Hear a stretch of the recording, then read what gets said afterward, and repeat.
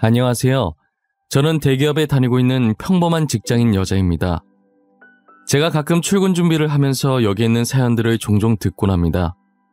여기에 올라오는 이야기들을 들을 때마다 드라마 내용이 아니라 진짜 저런 일들이 실제로 일어난다고 하면서 놀라곤 했었는데 그런 일이 저한테도 일어나고 말았어요.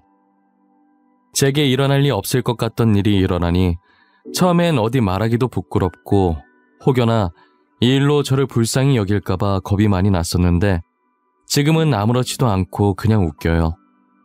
이미 제 주변 사람들은 알고 있는 내용이지만 여러분들께도 드라마 보는 것이라 치고 한 번쯤은 들려드리고 싶어서 이렇게 사연을 적게 되었어요. 저는 제가 세상에서 가장 사랑하는 사람과 가장 증오하는 사람한테 배신을 당한 사람이에요. 여러분들도 어쩌다 제가 이 둘한테 배신을 당했나 싶으시겠지만 아마 제 얘기를 들어보시면 배신을 당한 게 아니라 쓰레기 청소 한번 시끄럽게 했네 라는 생각이 드실 거예요. 저한테는 부모님만큼이나 사랑하고 소중한 남편이 있었어요. 저희의 첫 만남은 번화가에 자리한 분위기 좋은 카페였어요. 저는 한때 이력서며 자기소개서며 한창 취업 준비하느라 바쁠 때가 있었는데요. 늘 부모님의 잔소리를 피해서 카페로 도피해 시원한 커피를 한 잔 시킨 후 제일 구석진 자리에서 노트북을 켜고 머리를 잡아뜯으며 열심히 무언가를 작성하고 있었어요.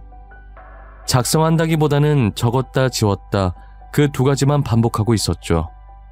그렇게 저는 시간이 가는 줄도 모르고 카페에서 자기소개서를 작성하고 있다가 커피잔을 들었는데 언제 다 마셨는지 커피가 없더라고요. 다시 사러 가기 귀찮아서 계속 앉아있다가 커피 없다는 걸 까먹고 헛손질을 몇 번이나 했던 것 같아요. 헛손질을 4번째 정도 했을 때쯤 다시 무의식적으로 커피를 들려고 하니 누군가 제 컵을 낚아채고선 새로운 커피를 제 손에 잡아주시더라고요. 빈잔을 지금 몇 번이나 잡는 거예요. 자꾸 빈잔 들지 말고 이거 드세요. 컵 보니까 아이스 드신 것 같아서 똑같이 아이스로 샀어요. 좋아하는 커피인지는 모르겠지만. 아, 감사합니다. 카운터까지 가기가 귀찮아가지고 새로 안 샀는데 무의식적으로 손이 잡나봐요. 계좌 알려주시면 제가 커피값 보내드릴게요. 됐어요. 커피값은 무슨. 저 심부름한 거 아니거든요. 취업 준비하시나봐요? 아, 자기소개서 작성하고 계시길래. 이런 질문 실례인가? 실례 아니에요. 커피도 사주셨는데요, 뭘. 대기업으로 취업 준비 중인데 좀 힘드네요. 아무리 머리를 잡아 뜯어도 글이 잘 써지지가 않아요.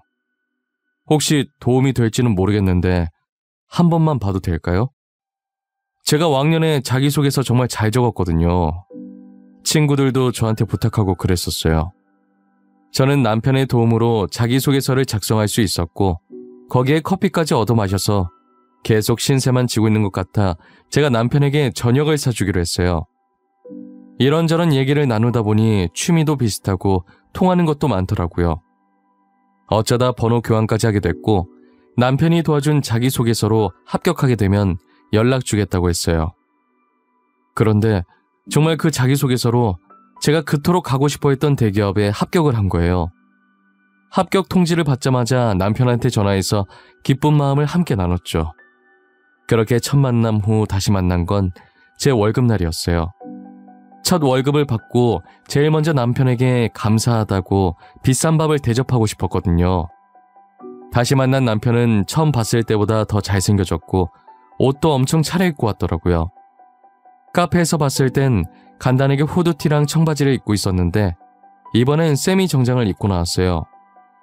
세미 정장을 입은 남편의 모습을 보니 순간 제 심장이 아플 정도로 뛰기 시작하는 거예요. 저는 혹시나 심장 뛰는 소리를 들킬까봐 조마조마하고 있는데 그걸 아는지 모르는지 남편은 해사하게 웃으면서 작은 꽃을 내밀더니 제게 축하한다고 말해주더라고요. 저는 남편에 대한 제 마음이 들킬까봐 괜히 일부러 툴툴거렸어요. 고맙네요. 근데 오늘 왜 그렇게 차려입고 나오셨어요? 낮에 선이라도 보고 오셨어요? 이렇게 차려입으시니까 카페에서 봤을 때랑은 좀 분위기가 다르네요. 왜요? 더 남자다워지고 더 잘생겨져서 설렜어요? 오늘 고백하는 날이라 차려입어봤어요. 여자가 봤을 땐 어때요? 이 복장으로 고백하는 거 괜찮아요? 아니면 좀 오버했나? 뭐 깔끔하고 단정한 게 괜찮네요. 고백하셔야 하는데 옷에 음식 냄새 배어서 어째요? 고백하고 오시지. 아니다. 고백하고 오면 내가 여자니까 아무래도 상대방이 싫어하지. 하긴 옷에 음식 냄새 배어오면 싫어하겠죠? 그쵸? 나중에 산책로 걸으면서 고백하려고 했는데 안 되겠다. 그냥 지금 해야겠다. 지금이요? 여기서요? 뭘 어떻게... 설마 전화나 문자로 하겠다는 거예요? 전화랑 문자 고백 그거 진짜 최악이에요. 고백은 상대방 얼굴을 직접 보고 해야지. 지금 뭐 하세요? 남편이 제게 고백할 사람이 있다길래 순간 남편에게 잠깐 마음이 갔던 제 자신한테 괜히 화가 나서 더 툴툴거리게 되더라고요. 그런데 갑자기 남편이 제게 목걸이가 담긴 액세서리 케이스를 슬쩍 들이미는 거예요. 이건 뭔데요? 목걸이? 이쁘네요. 그래서 이 목걸이가 뭐 어쨌는데요? 이제 하다 이거 주면서 고백하는 게 좋을지 확인받는 거예요? 아니에요. 아까부터 왜 이렇게 목소리가 퉁명하실까? 혹시 저한테 화나신 거 있어요? 나 뭐 잘못했나? 잘못한 거 없는 것 같은데. 네, 그쪽은 잘못한 거 하나도 없어요. 그냥 제가 제 자신한테 화난 거예요. 이 목걸이 주면서 고백하면 여자분 좋아하시겠네요. 오늘 고백 성공하시겠어요. 그래요? 이거 제가 이나 씨께 드리는 목걸이에요. 이쁘다고 하니 다행이에요. 혹시나 별로면 어쩌나 했는데. 이 목걸이가 제 거라고요? 왜요? 아니, 싫다는 게 아니라 고백하는 분께 드리려던 거 아니었어요? 근데 이게 왜 제 거예요? 취업 축하 선물인가? 뭐 그렇게도 되겠네요. 취업 축하 겸 제 마음 좀 받아달라는 뇌물? 이렇게 고백할 건 아니었는데 사실 카페에서 처음 봤을 때부터 이나 씨한테 반했었거든요. 저는 목걸이 주면서 고백하는 게 좋을지 확인받는 거냐고 심술 가득한 목소리로 대답했었는데 알고 보니 그 목걸이의 주인이 저였던 거예요.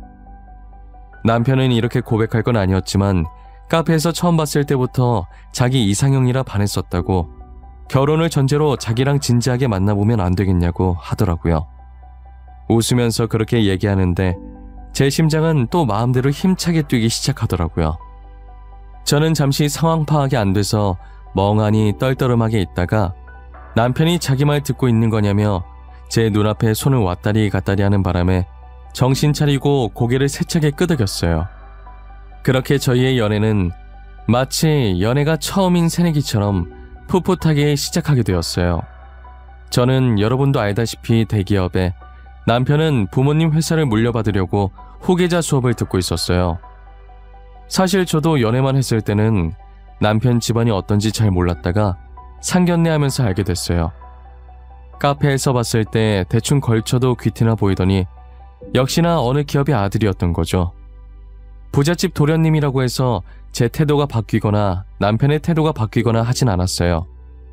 제가 자신보다 못한 집안이라고 무시하지도 않았고 저도 저보다 부유한 집안이라고 해서 속물처럼 행동하거나 불편해하거나 하지 않았어요. 서로 좋아서 만난 것이기 때문에 저희에게 집안은 아무 필요가 없었거든요. 서로에 대한 마음만 변함없다면 아무래도 괜찮았어요. 저희는 빨리 결혼하게 될 줄 알았는데 3년 정도 긴 연애를 하고 결혼을 약속하게 됐어요. 이미 상견례는 다 마친 상태였고 결혼식 날짜만 다가오기를 기다리고 있었죠. 그러다 갑자기 저희 회사의 중요한 프로젝트가 앞당겨지면서 결혼을 3일 정도 뒤로 미뤄야 할 것 같은 상황이 생긴 거예요. 급하게 결혼 날짜를 변경할 수 없겠느냐고 예식장에 연락을 드렸지만 이미 예식장에 다른 날짜들은 예약이 꽉 차서 변경할 수가 없겠더라고요. 그렇다고 취소할 수도 없는 노릇이고 결국은 결혼식을 예정된 날짜에 하고 신혼여행만 미루게 됐어요. 그렇게 저희는 결혼식만 올리고 바로 신혼집으로 들어갔어요. 신혼집에서 첫 저녁밥을 차려 먹는데 이제야 결혼했다는 사실이 실감나면서 기분이 참 묘하더라고요.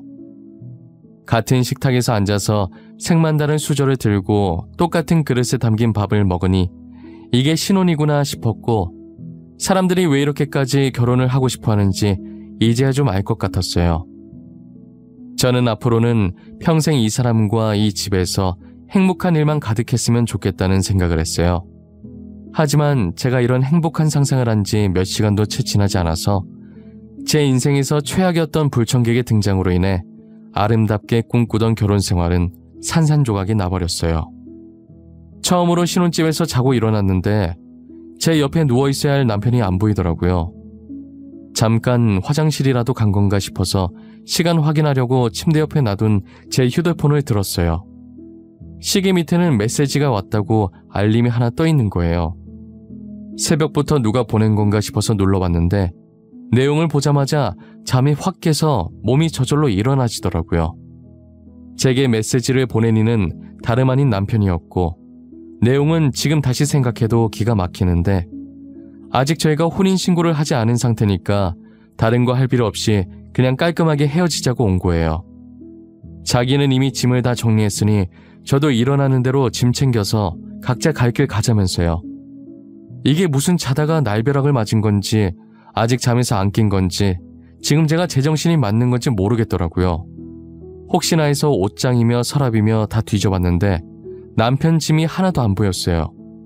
마치 제가 귀신이랑 결혼을 한 것 마냥 원래 아무것도 없었다는 듯이 깨끗하더라고요. 순간 아직 결혼 안 했는데 내가 착각하고 신혼집에 먼저 들어왔나 싶어서 헛웃음도 났었어요. 곧 있으면 출근도 해야 하는데 도저히 이 정신머리로는 회사 가도 일을 못할 것 같아서 반차를 썼어요. 도대체 이게 무슨 일인지도 모르겠고 여기 계속 있어봤자 답이 안 나올 것 같아서 일단 저는 전날 입주해서 얼마 없는 짐을 챙겨 그대로 친정으로 갔습니다. 친정어머니께서는 제 꼴을 보자마자 결혼하자마자 벌써부터 부부싸움 한 거냐고 난리시더라고요. 너 꼴이 이게 뭐야? 너 설마 신서방이랑 싸운 거야? 이거사, 너네 결혼한 지 1년이 지났냐 2년이 지났냐? 이제 겨우 하루 됐는데 벌써부터 부부싸움하고 이렇게 짐 싸서 친정으로 오면 어쩌자는 거야? 엄마 진정해. 나 신서방이랑 안 싸웠어. 그냥 자고 일어나 보니까 일방적으로 차여있던데? 웃기지? 나도 지금 이게 무슨 상황인지 모르겠네. 몰래카메라인가? 엄마, 혹시 내 뒤에 이경규 아저씨 따라오고 있어? 너 지금 무슨 소리 하는 거야? 지금 농담이 나와?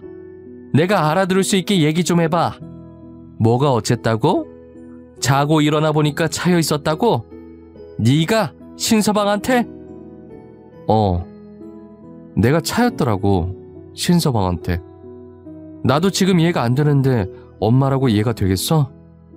자고 눈 떴더니 옆에 아무도 없고 신서방한테 헤어지자는 메시지만 와있더라. 기가 차 아주.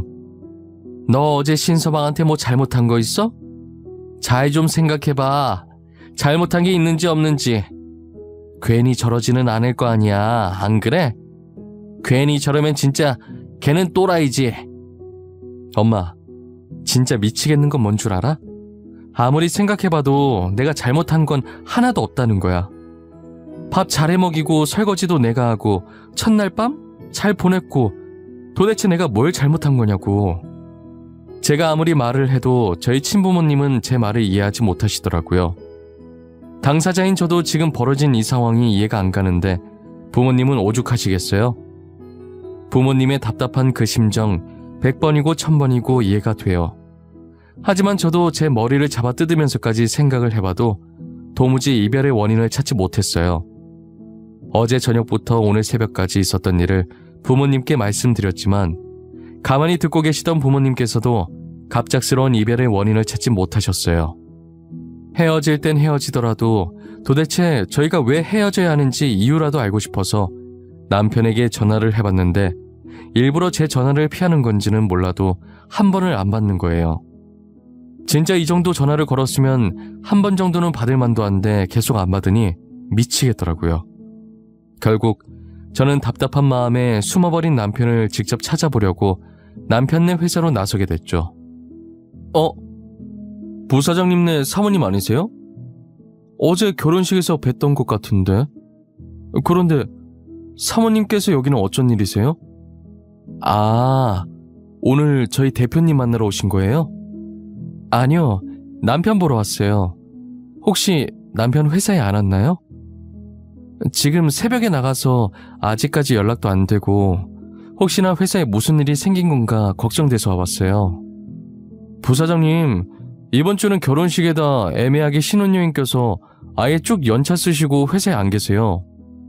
아까 저희도 일 때문에 전화를 드렸었는데 연락이 안 되긴 하던데 혹시 잠시 친구 만나러 가신 거 아니에요? 그래요? 고마워요. 제가 바쁜 사람 너무 잡고 있었네요. 미안해요. 하던 일 계속 봐요. 혹시라도 남편 연락되면 저한테 전화 좀 해달라고 해주세요. 부탁드릴게요. 진짜 미안해요. 저는 결국 그날 남편 머리카락 한 올도 보지 못하고 바로 회사로 출근했어요. 그리고 9주 내내 폰만 들여다봤지만 남편에게 연락이 단 한 번도 오지 않았죠. 그 다음 주에 제가 다시 회사로 찾아가니 웬 모르는 여자랑 팔짱을 끼고 웃고 있는 거예요. 사람을 일주일간 피말리게 해놓고 자기는 실실 웃고 있는 모습을 보니 피가 거꾸로 솟는 기분이더라고요. 저는 지금 누가 보던지 말던지 신경 쓸 상황이 아니라서 그대로 남편에게 직진해서 소리쳤어요. 지금 나랑 뭐 하자는 거야? 너는 나한테 달랑 문자 하나 보내놓으면 끝이야? 야, 설명을 해보라고. 지금 이게 무슨 상황인지 당장 설명하라고. 이나야, 내가 다 설명할게. 그러니까 여기서 이러지 말고 우리 나가서 얘기하자. 여기는 보는 눈도 많고 봐봐, 지금도 저렇게 우리 쳐다보고 있는 사람들이 있잖아. 지금 네 행동이 쪽팔린 줄은 아나 보지? 나 절대 안 나가. 내가 왜 나가? 그냥 여기서 말해. 내가 지금 네 체면까지 생각할 상황이야? 회사 다 엎어버리기 전에 말해. 알겠어, 말할게. 사실 내가 2달 전에 아주 잠깐 권태기가 와서 만난 여자거든. 진짜 딱 한 번 실수했는데 임신이 되어버려서 어쩌겠어. 내 애인데 내가 책임져야지. 안 그래? 뭐? 지금 이 여자가 뭐를 했다고? 임신? 방금 임신이라고 했어? 이게 진짜 미쳤나? 야! 그때 결혼 날짜 잡은 후잖아. 이놈이 결혼 날짜까지 잡아놓고 이 짓거리를 해? 이거 아주 제정신이 아니네? 알고 보니 잠깐 만난 여자랑 딱 한 번 실수한 게 바로 임신이 되어버리는 바람에 제게 이별을 통보하고 급하게 근처 교회에 양해를 구하고 둘이서 몰래 결혼식을 올린 뒤 신혼여행을 갔다 왔다는 거예요. 누구는 일주일간 피 말렸는데 누구는 결혼식에 신혼여행까지 야무지게 갔다 오고, 이게 드라마도 아니고 실제로 일어날 수 있는 일이냔 말이에요. 가만히 듣고 있자니 현실은 제가 무엇을 상상하든 제 상상보다 그 이상이더라고요. 정말 기가 차서 웃음도 안 나오고 화도 안 나오고 아마 당해본 사람만 제 기분을 느낄 수 있을 거예요. 어떤 여자인지 낯짝이나 보자고 남편 옆에 서 있는 여자 보면 어디선가 본 적이 있는 사람 같더라고요. 가까이 가서 얼굴을 자세히 보는데 분명 본 적은 있는 것 같은데 도무지 기억이 안 나는 거예요. 그러다 상간녀가 남편에게 가자면서 웃는데 목소리 듣자마자 누군지 딱 알겠더라고요. 어이, 잠깐.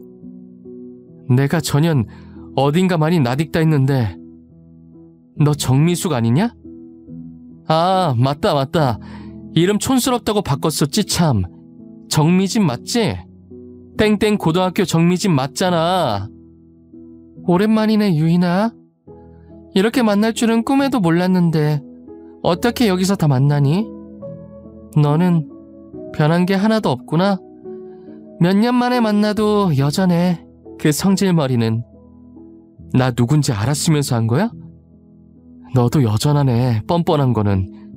너 근데 진짜 소문대로 다 뜯어 고쳤네? 순간 누군지 못 알아볼 뻔했잖아. 고칠 거면 돈 좀 더 주고 잘 고치지. 조만간 코에 실리콘 빠지겠어. 지금 내 걱정할 때가 아닌 것 같은데 너 이제 남편한테 버림받은 거 소문 다 났겠다. 쪽팔려서 고개를 어떻게 들고 다니니? 나 같으면 쥐구멍이라도 찾아서 들어가겠어. 남의 남자 뺏은 너도 고개 잘 들고 다니는데 나라고 못 들고 다닐 이유 없지 않아? 내가 무슨 죄를 지었다고 고개를 숙이고 다녀? 지은 죄도 없는데 더 당당하게 다녀야지. 그래, 역시 유이나답네. 자존심 없으면 시체인 너다운 대답이야. 멋있다, 야. 그럼 고개 들고 잘 다녀봐. 그게 얼마나 갈 수 있을지 모르겠지만 말이야. 정미숙, 지금 다들 너한테 사모님 하면서 웃어주니까 네가 진짜 사모님이라도 된 것 같지? 뒤에선 다 임자 있는 남자 꼬신 첩이라고 말해. 첩. 알아? 너는 다른 사람들한테 그저 첩일 뿐이야. 첩이라는 제 말에 욱한 건지 아니면 촌스러운 예전 이름을 불러서 욱한 건지 상간녀는 제게 다가와서 뺨을 치는 거예요. 평소에 피부가 약해서 조금이라도 까슬까슬한데 긁히면 바로 상처가 나는 타입이었는데 입술이 살짝 터지고 상간녀의 손톱에 살짝 스쳐서 볼에 긁힌 상처가 생겼더라고요. 저는 상간녀를 보며 방금 네가 한 짓 후회하게 만들어주겠다고 말하고 남편 회사에서 빠져나왔어요. 남편 회사에서 나오자마자 곧장 병원으로 달려가 진단서를 받았어요. 그리고 상간녀 소송을 하기 위해 필요한 증거들을 모으기 시작했죠. 일단 남편 회사에서 저희의 영상을 찍고 있던 사람들 중에 저와 안면이 있는 직원이 있었어요. 그 직원에게 연락해서 익명은 보장해 줄 테니 낮에 찍었던 영상을 달라고 해서 받아냈어요. 저희가 결혼을 했었다는 내용과 결혼 후 제게 무작정 이별을 통보한 것, 바람핀 것, 그리고 상간녀가 제 뺨을 친 것까지 모조리 다 들어있더라고요. 이것을 나중에 소송할 때 증거 영상으로 쓰기 위해서 따로 저장해놨어요. 사실 그 상간녀는 제 고등학교 동창이었고 저랑 친한 사이는 아니었어요. 학창 시절에도 친구들의 남자친구를 뺏고 다니기로 유명했던 애였어요. 심지어 제 남자친구도 몇 번이나 그 애한테 빼앗긴 전적이 있었고요. 저는 그때 이후로 상간녀를 극도로 증오하고 있었죠. 학창 시절에도 그렇고 지금도 그런 것 같고 상간녀는 유독 저한테 열등감을 느꼈었어요. 예쁜 이름도 부러웠고 행복해 보이는 부모님도 부러웠고 하물며 만나는 남자마다 다정했으니 지금 생각해보면 제게 이름과 부모님을 뺏을 수는 없어서 남자를 뺏어왔던 것 같아요. 그런데 이번에 남편까지 뺏고 있으니 이대로 가만히 있을 수가 없겠더라고요. 저는 이 일을 동창들에게 말했는데 동창들도 그동안 골치 아팠던 일이 있었던 거예요. 그 상간녀 때문에 이혼한 동창도 2명 정도, 이제 저 포함해서 3명이 있더라고요. 이것도 우연의 일치였는지는 모르겠는데 이혼한 친구들이 저랑 절친한 사이였어요. 남편 외도 알아차렸을 때 어떻게 했냐고 물어보니까 이미 이혼하고 나서 상간녀가 있었다는 사실을 알아차려서 아무것도 할 수 없었다고 하더라고요. 그러다 한 친구가 다짜고짜 저한테 제 SNS 계정이 공개인지 비공개인지 물어보더라고요. 알고 보니 상간녀가 저희 SNS 계정을 타고 들어가서 남편들한테 접근을 했던 거예요. 다른 친구들 계정을 통해 계속 이 계정 저 계정 타고 들어가는 방법으로요. 제가 비공개하는 방법을 몰라서 만들어 놓은 상태 그대로 쓰고 있다고 했더니 아마도 같은 방법으로 남편한테 접근했을 가능성이 크다고 하더라고요. 저는 친구들에게 혹시 뒤늦게 상간녀였던 거 알게 된 증거 있냐고 물었더니 아마 가지고 있을 거라고 하면서 휴대폰을 뒤져보는데 다행히 증거들이 있더라고요. 지금 상간녀 소송 준비 중이라고 어쩌면 필요할 수도 있을 것 같아서 일단 증거 사진들을 달라고 부탁했어요. 친구들은 흔쾌히 제게 증거 사진들을 넘겨주었죠. 저는 친구들에게 받은 증거들을 남편한테 보냈어요. 보내고 얼마 지나지 않아서 전화가 오더라고요. 지금 나한테 뭘 보내는 거야? 이 사진들이 도대체 뭐 어쨌는데 나한테 협박하는 거야? 도대체 원하는 게 뭐야? 지금 내가 너한테 협박하는 걸로 보여? 하루라도 더 빨리 정신 차리라고 보내주는 거야. 내가 보내준 사진들이 지금 니랑 결혼한 그 여자의 실체야. 알아? 이게 다 그 여자가 저지른 짓들이라고? 거짓말 치지 마. 아니야, 그럴 리 없어. 미진이 그런 애 아니야. 너가 뭔가 오해하고 있는 거야. 내가 전에 네 회사 찾아갔을 때 못 봤어? 너도 다 봤잖아. 지금도 봐. 나한테서 너 뺏어갔잖아. 걔 원래 그런 애야. 친구 남자 뺏고 다니는 그런 애라고. 알겠어? 남편은 처음에 제가 잘못 알고 있는 게 분명하다고 제가 보내준 사진들을 믿지 않는 거예요. 제 말은 못 믿겠다고 상간녀한테 직접 확인해야겠다며 전화를 끊어버렸죠. 당사자한테 직접 확인을 한 것인지 다음날 되니까 저희 집에 찾아와서 무릎 꿇고 있더라고요.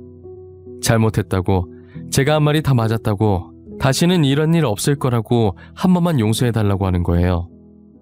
친정 부모님은 그 모습을 보고 노발대발 난리도 아니었죠. 저는 그 사진들을 본 상간녀 반응이 더 궁금하더라고요. 그래서 상간녀가 뭐라고 했는지 물어봤더니 상간녀는 제가 했던 것처럼 여전히 뻔뻔하게 나왔죠. 그 증거 사진 속에 있는 여자 자기 맞다고, 자기가 그랬다고, 그래서 이제 어쩔 거냐고 그랬다는 거예요. 계속 뱃속에 있는 아이 얘기를 꺼내면서 결혼 못 모른다고 했다더라고요. 남편은 이제 뱃속에 있는 아이가 자기 아이가 맞는지도 의심스럽다는 거예요. 저 같아도 저러고 다니는데 의심 안 할 수가 없었죠. 상간녀는 애초에 제 남편에게 사랑이란 감정은 없었고 오직 돈만 보고 접근한 거예요. 이제 와서 용서해달라고 울고 있는 남편이 너무 한심해 보였고 앞으로는 제 눈앞에 나타나는 일이 없었으면 좋겠다는 생각이 들었어요. 제가 용서 받아줄 마음 없다고 돌아가라고 했지만 남편은 일어날 생각을 하지 않았죠. 결국은 저희 어머니께서 소금을 뿌리시고 난리치는 통에 쫓겨나다시피 나갔어요. 저는 남편과 상간녀를 고소했고 위약금도 받아냈어요. 그리고 상간녀를 폭행죄로도 고소해서 얼마 전에 재판이 끝났는데 초범이기도 하고 상처가 그렇게 깊지 않아서 벌금으로 끝났더라고요. 감옥에 못 보낸 게 한이라며 그 자리에서 몇 대 더 맞을 걸 그랬다 싶었어요. 나중에 동창들한테 우연히 그 둘 소식을 듣게 됐는데 상간녀는 지금 아무것도 안 하고 전 남편 등에 빨대 꽂고 살고 있다고 하더라고요. 그리고 뱃속에 있던 아기도 과연 누구의 아이일지 저희끼리도 되게 말이 많았었는데 낳고 보니 그 많은 남자들 중에 하필 또 전 남편의 아이가 맞았던 거예요. 결국 전 남편은 이혼도 못하고 상간녀와 계속 살고 있다는 소식을 들었어요.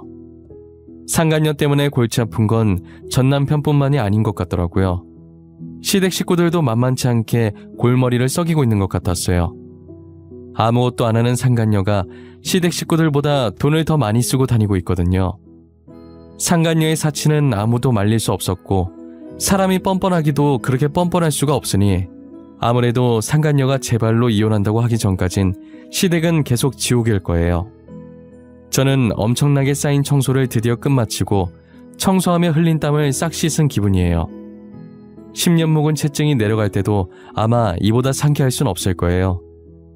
처음 헤어지자는 통보를 받았을 땐 참 어처구니 없고 이런 일이 내게도 벌어지는구나 했었는데 이렇게 지금 글 적으면서 다시 생각해보니 좀 웃기기도 하네요.